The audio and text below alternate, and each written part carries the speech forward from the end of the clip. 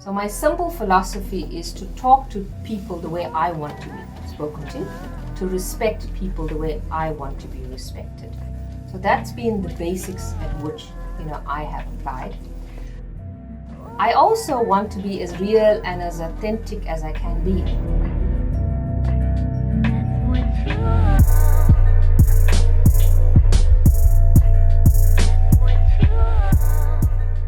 Good afternoon, ladies and gentlemen, and I welcome you to our workplace live broadcast.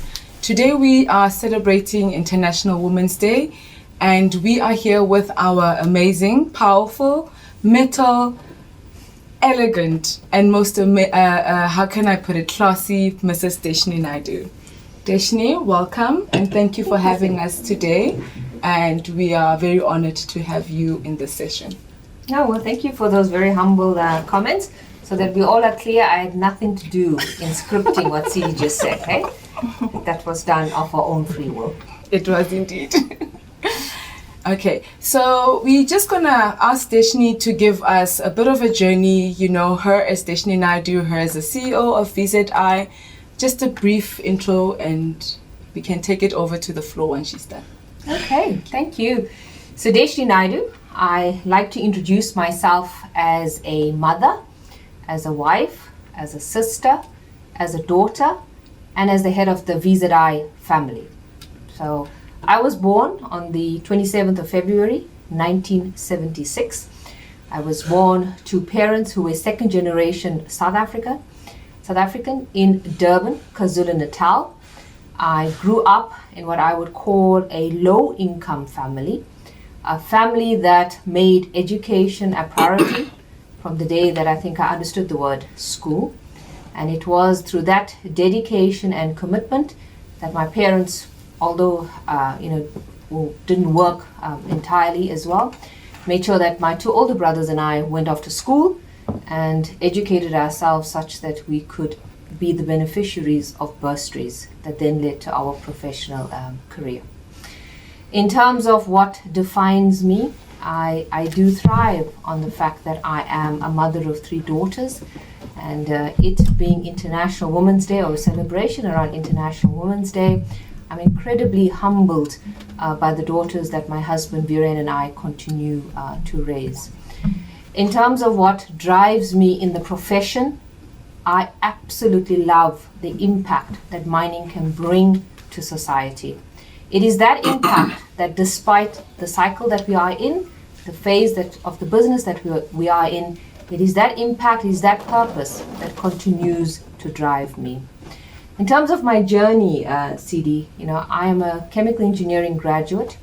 I graduated from Natal University in KwaZulu-Natal. I had an Anglo-American bursary that basically started my trajectory in the industry. I started off like many of you today, looking at Sapiso, started off as a graduate metallurgist in one of the Anglo-Platinum concentrator plants, and then worked my way into various roles. I've had what I would call a very atypical career in that I've done technical roles, I've moved into planning and strategy, corporate finance. I then went into a corporate role across the business, and that's in corporate finance. Then did a stint in the CEO's office for Anglo-American, and that was Cynthia Carroll. I was her head of office for 2 years, and coming out of that, did something that I think still Anglo-American reels from, where I became the first non-finance CFO for one of the divisions. I left Anglo-American after that, and as I've gone on record saying, not because of Anglo-American, but because of myself, that it was time to go out and prove my track record that I'm not an Anglo-American story, that I'm a Deshnee Naidoo story. For all of those reasons, I left, and which I would say was at the height of my amazing career there. The reason I joined Vedanta, or the reason that Vedanta proved to be such a compelling case, is multifold. I love the fact that we are run by a chairman who's a philanthropist, whose motto it is to give back, and the fact that he aligns the purpose of business to our ability to give back. I do love the fact that we, with having an entrepreneur as the head of this business, that we do things differently, that we love doing things counter-cyclical. We invest when no one else invests. We take decisions when no one else takes a decision. And it is very much our DNA to then make it work. For all of those reasons, I've been in this role, slightly expanded from time to time, including the Africa role that I currently occupy for the group. It is for all of those reasons that I love being in this business. So Sidi, I hope that gives you some sense of who I am. Trust me, Deshnee, it is so much information, and I'm truly inspired to be sitting next to you. And we thank you for leaving Anglo-American. Otherwise, we would not have had the opportunity to be interviewing you today as a VZI CEO.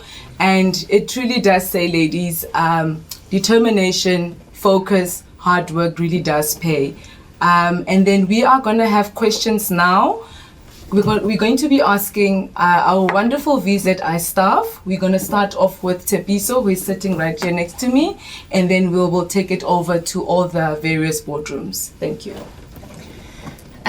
Good afternoon, ladies and gentlemen. Good afternoon, Deshnee, and thank you so much for this opportunity and spending time with us today.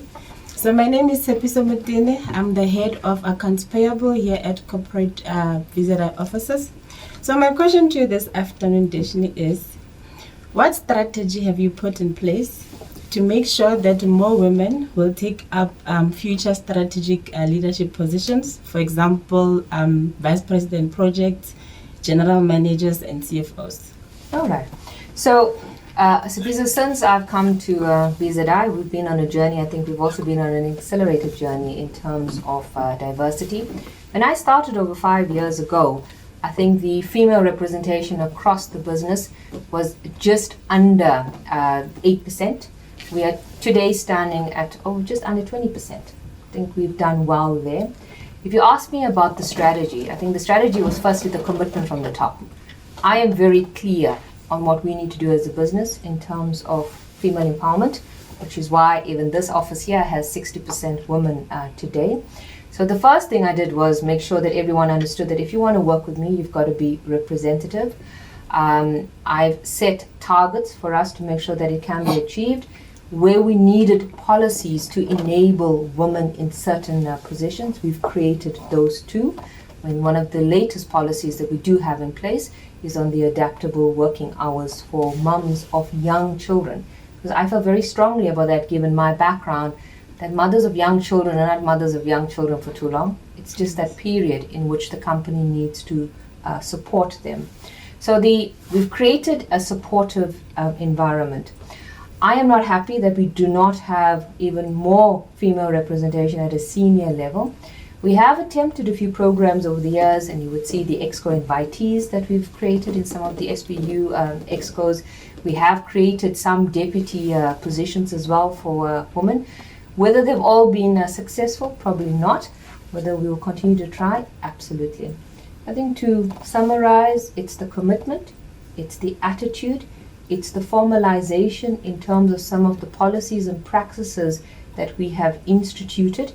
And I think with a broader hat as well, I do support the industry in terms of women in mining, because I do see the imperative there. And something I never used to do enough of, but I do more now, is basically tell my story. Because what I've realized with women out there, that sometimes the mindset is actually the biggest hurdle of getting into senior positions. Yes. So women need to see more role models in terms of it being possible. So that's my contribution to date. Okay, thank you. Indeed. Thank you so much, Tepiso, for your question. And it is true that we always think as women and as mothers, it is not possible to achieve and to be successful. But as I say again, we do have our lovely Mrs. Deshnee Naidoo, who is a good representative of that. I'm going to give it over to the boardrooms. Is there anybody that would like to ask a question? I think from Comsback's side, I'll start off. And Deshnee, thank you for sharing your journey, inspirational. I had one question. During your journey to where you are now, what was your major role models in your life, both female and male? That played a significant portion in that growth of yours as well. Okay. So I've had many role models. I think as many of you around the table would concur. So firstly, my mother. So my mother didn't finish high school. But in terms of natural intellect, she is one of the most intelligent women I know, and also the strongest. For a woman that didn't finish high school but made sure that her kids prioritized education was absolutely inspirational. And for many of you that have met my mother, and there are a few of you out there because she makes her presence felt, you know exactly what I mean. So she's the first one. And then I went to a government school, like many of you have been as well. And I was completely, I think taken aback by the support I got from various teachers over the years that believed in my capability and supported me to do better. Because coming back to that mindset, when you grow up in a township, you don't know how far you can go. You actually need people to help you open your mind to the possibility. And that's what my teachers did. And then in my career, I've had various managers that have actually stepped up even beyond their current responsibility to make sure that they did support me in either guiding through my career or making me, again, think about the possibility. If you asked me 20 years ago, 30 years ago, Deshnee, would you have ever thought that you'd be the CEO of a mining company? My dream was definitely not as far. Mm-hmm. So I can attest the people that have helped me in terms of the basics and the building blocks. And then closer to my career, Cynthia Carroll, still someone I keep in touch with. Absolutely inspirational. So you said something about, mothers. Cynthia Carroll showed me, because she's a mother of 4. Up until I met Cynthia Carroll, I absolutely thought that for you to be successful as a mother, as a wife, that, and in your career, something needed to have been sacrificed at some point. You can't have it all. Cynthia Carroll showed me that all was in fact possible and how to get that done. And then I think in more recent times, 2 role models that I can't not mention will be Tom Albanese, who was the CEO of Vedanta until the last 3 years. Tom is an industry CEO. He's one of the most seasoned people I know. And again, just opening up my mind to what the global market looks like and what I need to do to thrive in that. And then the chairman of Vedanta. I do not see the chairman as the chairman. I do see him as family. And him putting his arm around all senior leaders across the business to make sure that we can get through the tough times, and he's there to congratulate us when we do in fact achieve, has been absolutely phenomenal for me. I came in thinking that I'm going to be this cold-hearted, serious, professional CEO to get results done. He has shown me that it's actually the family element is what brings us together. I think closer to the family element as well, I've also learned that when you're tough, it should come across as tough love, not because you're tough for tough sake. So Hein, that's how I would answer the various people that have influenced and shaped me to who I am today. Thank you very much, Hein, for your question. We'll be moving over to Yaku, who will be asking a question to Deshnee. Yaku, I absolutely love the pink shirt. Thank you so much. For all of you that can't see it, it is shining. It's dazzling. Dazzling, that's the word. Hi there, I'm Yaku Smith. I'm a principal geophysicist at Vedanta. So Deshnee, my question to you is, how can we ensure that more girls are actually attracted to studying mining-related degrees? And how do we improve the general level of science education in the communities where we operate to get us basic building blocks in place, as you mentioned? Absolutely. So Yaku, as a South African industry, and I'll talk South Africa because it's where I know the stats, but the rest of Africa is no better. In 2008 we had about 5% female representation across the industry. Today we're sitting at about 12%. 55,000 women are actually in the industry. Okay. But we all know that South Africa has a 29% unemployment rate, and if you look at that, there's actually more women that are unemployed than men in that 29%. So the point there is that the opportunity is there to attract women. What are we doing to attract women? We are making sure that women believe that this is an industry that is safe for them. It is an industry that you will be supported in. So that came to what I said about enabling policies and practices to attract women. The gap that we have today, however, Yako, is in schools. I don't think we are doing enough as an industry, even through the Minerals Council, to make sure that we are influencing the mindset of children in primary school, let alone high schools. That's the gap I want to close. I am a CEO and a member of Minerals Council as well, and we've started a few programs there. In terms of maths and science within the communities in which we operate in, I think across the board, it is a very low percentage. So outside of programs in terms of CSR, as you know, in Kaima, as an example, we do support all of the schools in the region. I want everyone within Vedanta, because I look at all of you, you're all professionals. Why aren't our professionals being associated with schools? So instead of bringing in a third party, I strongly believe that if we all put our collective expertise on the table, we can support these schools better. So I want us, coming back to the business with purpose, I want every professional around our minds to give time to support maths and science capability within our communities. Thank you very much, Yako. Thank you for your question. And it is true indeed, in order for you to have a tree, you have to make sure that your seed is planted well. And that's when she says that starting at school, that's when we have to start empowering our children. So when they get to university, they have a better direction of what they want to study. We are going to ask another individual in one of our boardrooms. Is there anyone who'd like to ask a question?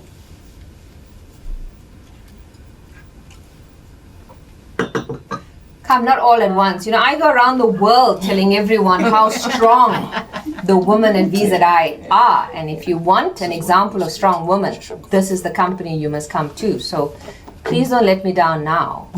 I see we've got Deeps, BMC Deeps, yes. I'm Yolanda, one of your environmental officers. What I would like to ask Deshnee is, in the latest policy on making the environment or working place enabling for women, you mentioned that you want lactation rooms, which is currently, as a company, we're facing volatile times where the metal prices are high, the treatment cost for our metal is actually increasing. How do you ensure that the projects that are supposed to enable women, such as the lactation rooms, come into life? Excellent question, Yolanda. I think it's, the intent is always very clear, and the target should be clear too. Okay, just because we cannot spend the money today doesn't mean that we still can't fill the purpose somehow. So I'm going to encourage teams on the ground where we've not built the lactation rooms yet to start to get innovative. Think about repurposing a space that you already have. It does not have to be at high cost, right? This will be step one. Step two, or even step three, given where markets are right now, is that we then bring it up to the standard that we wanted it. So I'm going to encourage us to be innovative during this time. What I do not want, and I'm glad I'm having this conversation amidst a very bad downturn right now that we can't see the end of. During these times, you don't put your hand up and say, I'm not going to do it. During these times, you come up with a different way, a more innovative way of still achieving the basics of what we want to do so that we can get through it. No company better than this one. We have such an amazing purpose in terms of the vision of the growth projects that we want to bring on stream. If we can't get around this commodity cycle, we will not be able to get around any commodity cycle, because as you know, mining is cyclical. So, Yolanda, we still do it, we think differently. Thank you very much, Deshnee, and thank you, Yolanda, for your question. We are moving over to Vishanta. Hi everyone, I'm Vishanta Chetty and I'm a category lead at VZI. Deshnee, my question to you is, as a woman in a strong leadership position, how have you developed the skill for speaking to capture your audience? So I'm going to start off saying that I am a natural extrovert. So I love people, and I do love engaging with the people. Over the years, what I've had to learn is what captivates a person. Okay, So my simple philosophy is to talk to people the way I want to be spoken to respect people the way I want to be respected. So that's been the basics at which, I have applied.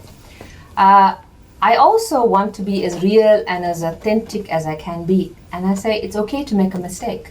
It does happen. So when you're speaking and you're trying to be all articulate and perfect, because we all know, and I say it with the most amount of respect with the men that are listening to this, that women are under a lot more pressure to perform when we need to. Because the minute we don't, you know what happens. I own my mistakes. So I've learned to communicate the way I want to be communicated to, and then I've learned to own the mistakes that I make. Because I think the one thing that makes us real is the ability to recover from a mistake. But naturally, I love people. I love engaging with people. It is where oftentimes, I think some of you that went to Mining Indaba with me, many of you asked me, how do you keep going?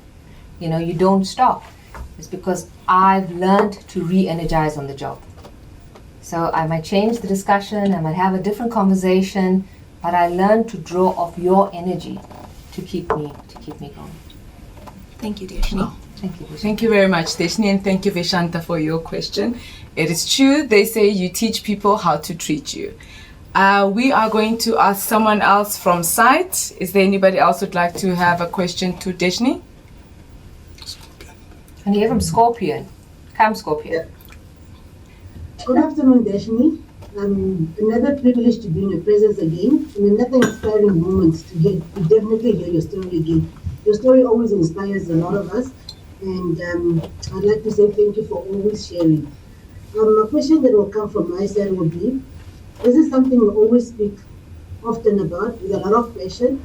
What does business with passion, business with purpose mean to you as a term, and where do we fit in as women? Okay, excellent question. Business with purpose means that it's a business that's not driven by the bottom line impact only. So when we talk about it, we're not driven by what we're going to get in terms of profit. We are driven by the impact that the business will actually make to all of our stakeholders. And because we are so driven and so passionate by that, we believe that if we get that right, so if we get our people practices right, if we get our practices on CSR right, that the bottom line will come. So that's the fundamental difference. You start with people and stakeholders to give you the impact on bottom line and not the other way around.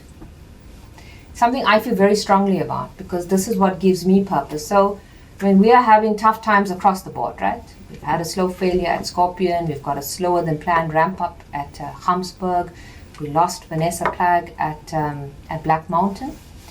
And I've been reflecting on why do I still care? Why do I still want to drive this business to get the best out of the assets, even during these challenging times? And for that simple point, that if we don't put our communities and our stakeholders first, there are thousands of people that directly and indirectly depend on us. These are the people that I put first every morning when I come into the office to say that if I don't get strong, if I don't do the right thing, those are the people that are going to be most vulnerable in terms of the course of action that I'm about to take. So that's what drives me. Thank you. Thank you very much. We are going over to Phil. Phil, your question to Deshnee, please. Okay. Hi, everyone. My name's Phil Malenga from the finance team here at Corporate. And Deshnee, my question to you, as CEO of VZI, how do you balance your work and family time? So I knew that question will come up at some point. And you know what, I think I'm going to answer it in a couple of different ways. Because when you're a mother or a parent of young children, it's actually very different in terms of how you manage that balance, or as I call it, integration. And now my children are much older. So for all of you, I've got 3 daughters. Their ages 20, 14, and 12.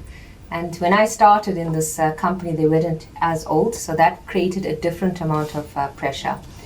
So Phil, it's simply around making sure that when you're at home and when you're with your family, that they feel you. Okay, so I started something many, many years ago, and thanks to Norman Bazima, actually at Thermocone, someone that Phil knows very well. He was my CEO then. And we started this thing, it's, many people call it integration since, but I called it being, when I was at home, I was on a work light and a family heavy regime. And then when I was in the office, I was on a work heavy and a family light. What that simply means for all of you, and it's what has worked for me, I never have downtime.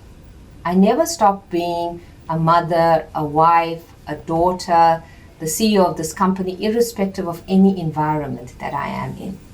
So I've had to teach myself, Phil, how to, I wouldn't say balance, but how to integrate my time and my priority based on who I was with at that point in time. Okay?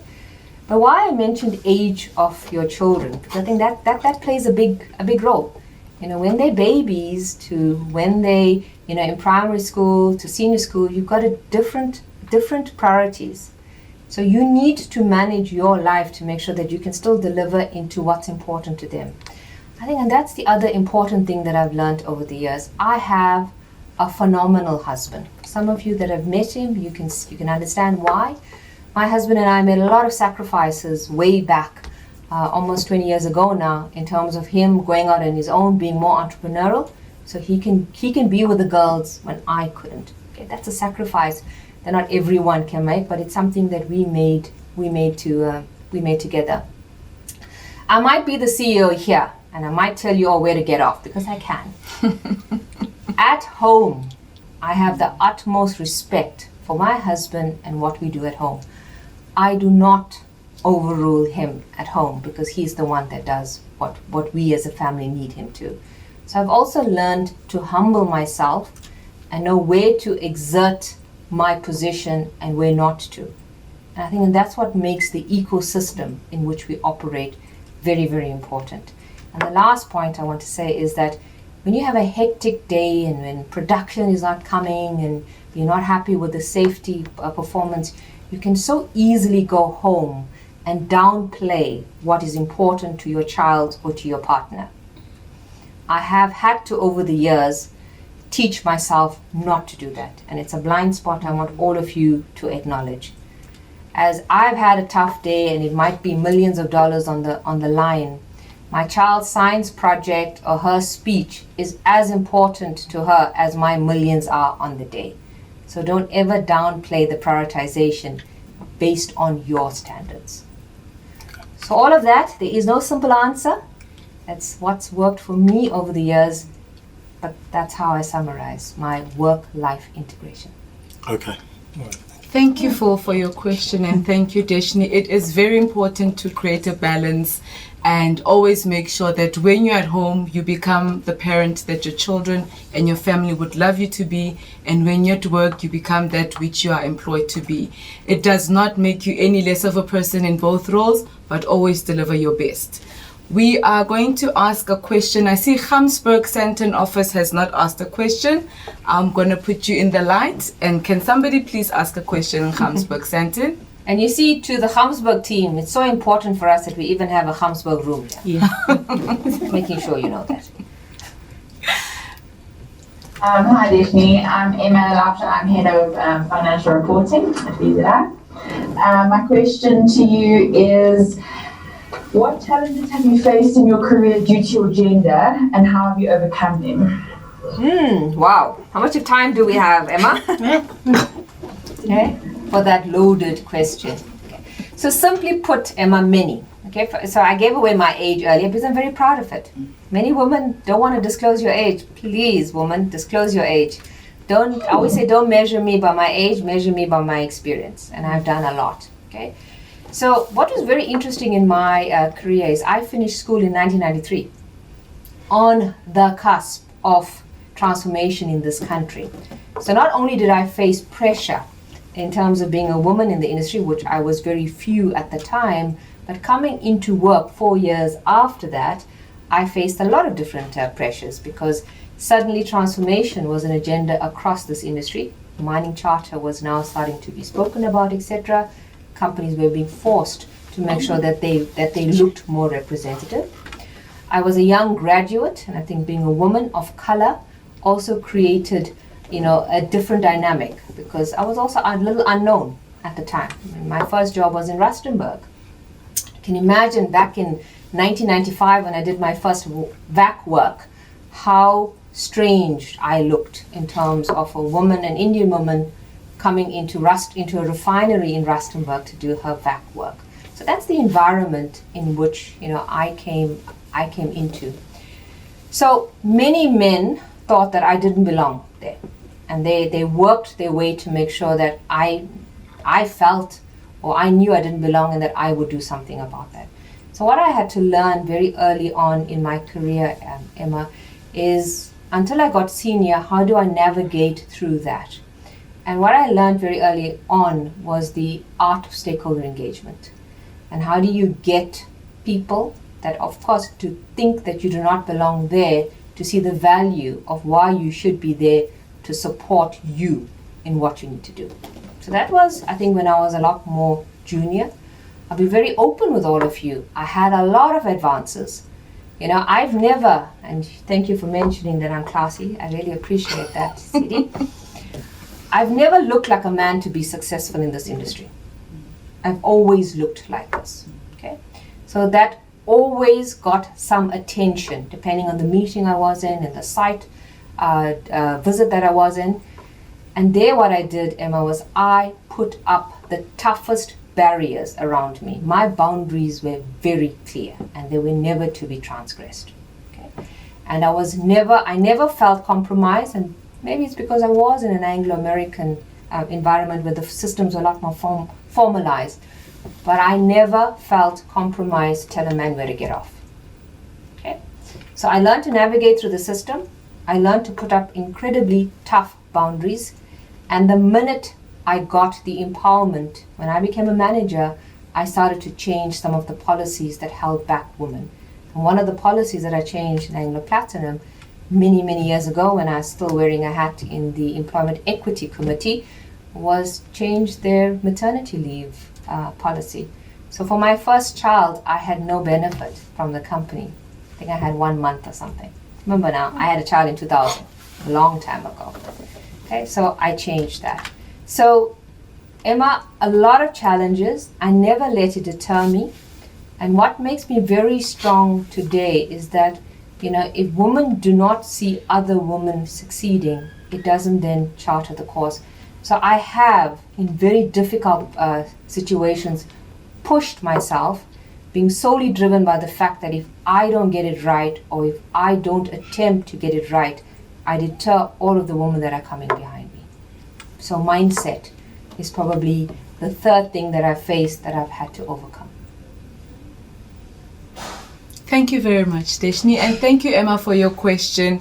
And just to add on to that, I think a lot of women, what we've realized is that when you get into a male-dominated environment, you want to act like a man. You want to be like a man to be recognized. But guess what? You are put in that position as you are to represent women and to transform the mentality of men. And men must just know we are not here to intimidate or to remove, but rather to be recognized and also play a role in making a difference in the mining industry and any other industry. And we hope that as the years go by, that there'll be more women in this industry, and those women will all be working together to bring recognition and to show that any male-dominated industry is fit enough for women as well. I don't know if there's anybody on site. I want to add to something that you've said. I think I want to recognize and commend all of the men at VZI, part of the family. I've been very bold and quite decisive in terms of some of the tough decisions you've had to take on the people side to make sure that more women get into this business. There have been, some men in the business that have resisted, but what I'm very proud of and very humbled by the fact that the majority of the men in this company understand the imperative to get women into this business. And for that, I am incredibly grateful. It's something that when I do take up an international stage, I do make very clear that, we might be aggressive in what we're trying to do, but we will not be successful if we didn't get the men in the company to understand the business imperative or the moral. It's a moral imperative to get it right. If the men didn't support, we wouldn't be as successful. In VZI, we have men that support. I agree. Thank you very much, Deshnee. Is there anyone from one of the boardrooms that would like to ask a question?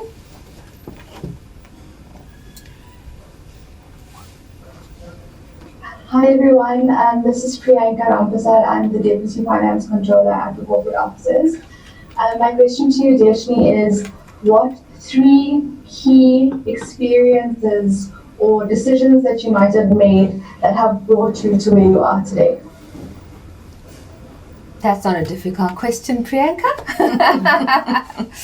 I'm very fond of Priyanka because she shares the name of my youngest daughter.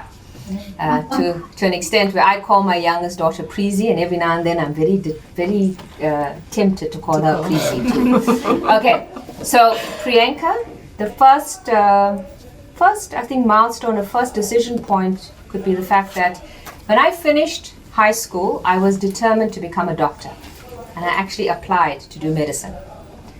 I had a conversation with my dad, who was, I think I mentioned role models. My dad was just my pillar of strength throughout my life. He did pass away over 20 odd years ago now. And I told him, Dad, I really want to make you proud. I love maths and science. I don't think I can do medicine. My dad agreed with me, and he came with me into university, where we literally got the admin person, because we spoke to her very nicely, to get me to pull out my application form, strike out medicine, and put chemical engineering as the first choice. So that would have changed the course of my life completely. It's probably the first one. The second one, maybe career-wise, when my eldest daughter was now 20, when she was about a year old, I was asked in Anglo Platinum to go run a plant site. And the reason for that is, you know how the systems worked of yesteryear. I think as a mining company, we become a lot more progressive, where you have to do a certain thing to get to a certain promotion. To get through the ranks. And they wanted me to go to, I think it was Laboa, to run the plant. And I looked at my daughter and I said, I don't think I can disrupt the family at this stage, and I will not be going. But what I then did, because it made me think very quickly about the fact that if I didn't do something, I will now be looked at the woman that never wanted to go to run something, and she will never ever be eligible for a promotion. I then put my hand up and went to see the CFO for Anglo Platinum at the time, Roland van Kerkhoven, and I told him who I was and what I was capable of, and I told him that I'd like a chance in his corporate finance team. I think he was very taken aback by this person in her mid-20s who said, give me a chance in corporate finance. He gave me a chance. Okay, so I think that changed the course of my life, because I then got into corporate finance, and that is why when I came out of Cynthia Carroll's office, I then got into a CFO position. So that's probably the second one. The third one was actually the offer with Cynthia Carroll itself. So some of you might have heard the story. I was approached because you know how those roles work. They are talent-driven roles, where a few people are identified to become head of the CEO's office. And at that stage, my youngest daughter was 18 months. And you see how all my milestones have a child that kind of led to some of the decisions. She was 18 months old. The job entailed me relocating to London to do it. And so this is how it went down. On the Tuesday, I said, yes, absolutely, I want to do it. Put my name up. On the Wednesday, I went back and said, absolutely not. I cannot do this. My child is 18 months old. I don't think I can disrupt my family and take them to London at that stage. And I told them to please come back in 2 years' time. Cynthia Carroll, being the person she was, a mother of 4, she approached me in a 10-minute conversation and said, Deshnee, I love the reason that you turned me down. I'm going to change the job for you. Office was getting bigger at that stage. Anglo-American was still expanding into Australia, South America. And given the fact that 50% of the assets stayed in South Africa, she wanted to create a dedicated South African office. And then she asked me if I'd consider a deputy role based out of South Africa on a flexi-time basis, on the basis of my family. Okay? So I think back to that fond moment, because think if I had put my career first, which was I was very tempted to do that.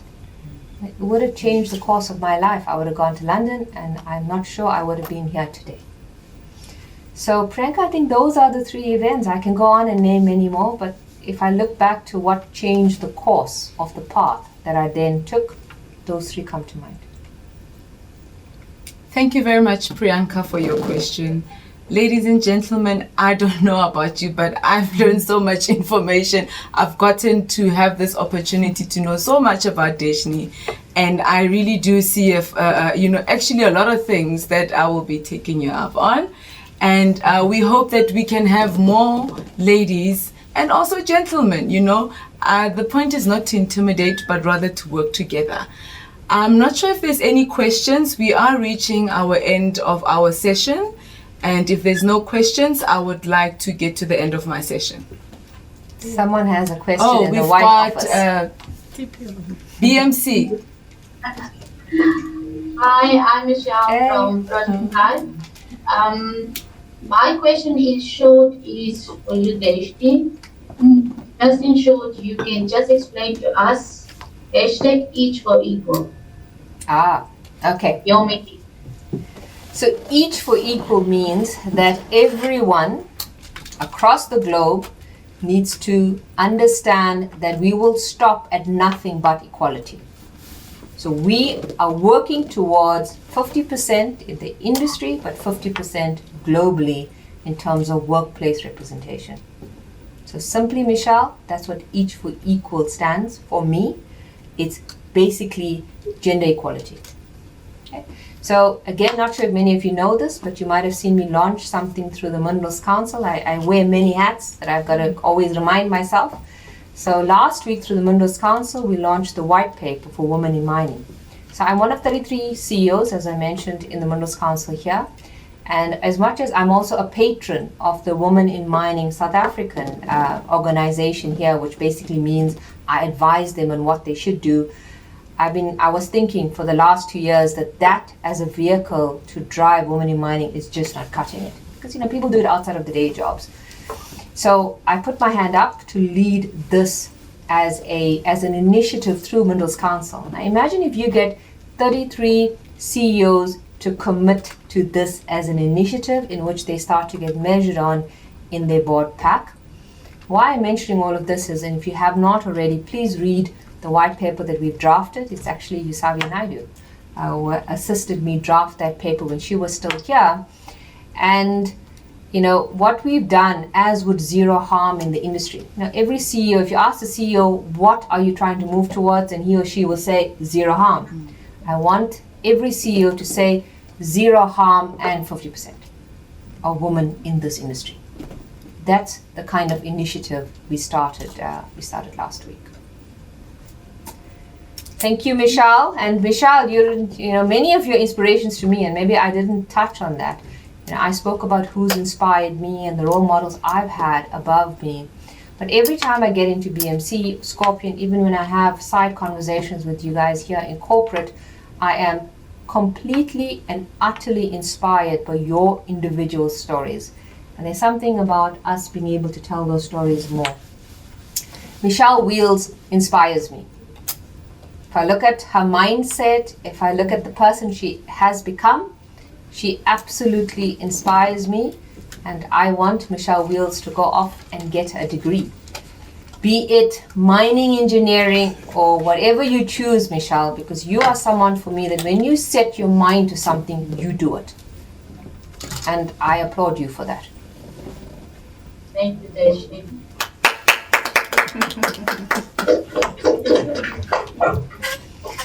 Thank you very much, Deshnee. And we are going to end our session with our lovely lady. Thank you very much for coming through. It is truly an honor to be with you today.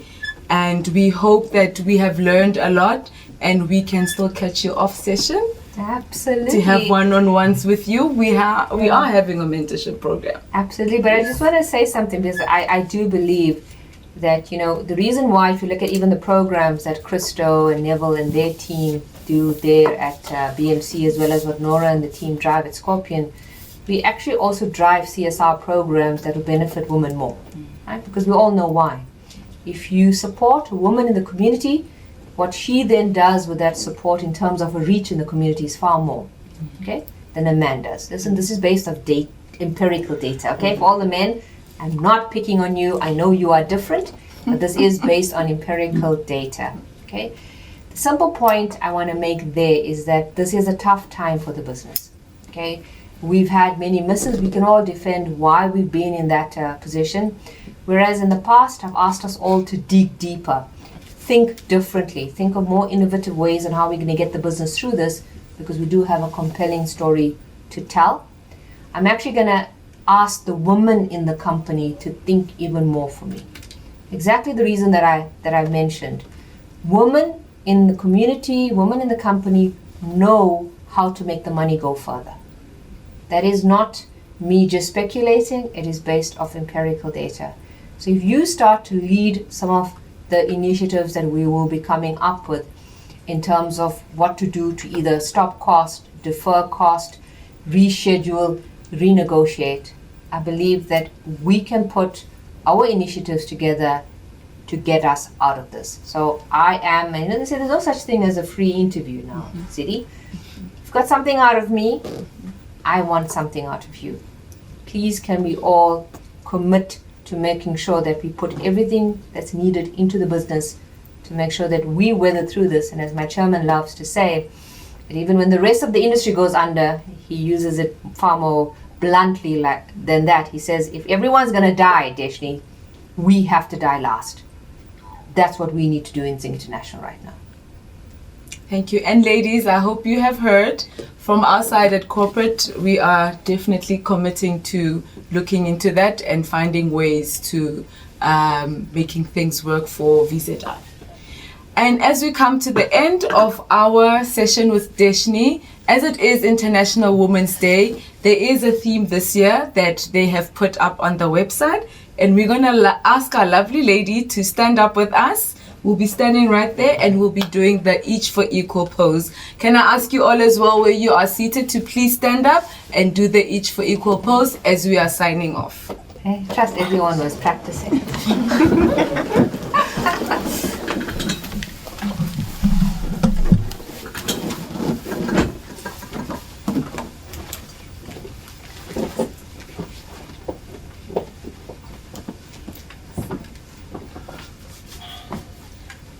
And ladies and gentlemen, everybody from VZI, happy International Women's Day. We are signing out.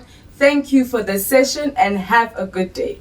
Goodbye. Happy International Women's Day. Thank you, Sidi. Thank you. Thank you.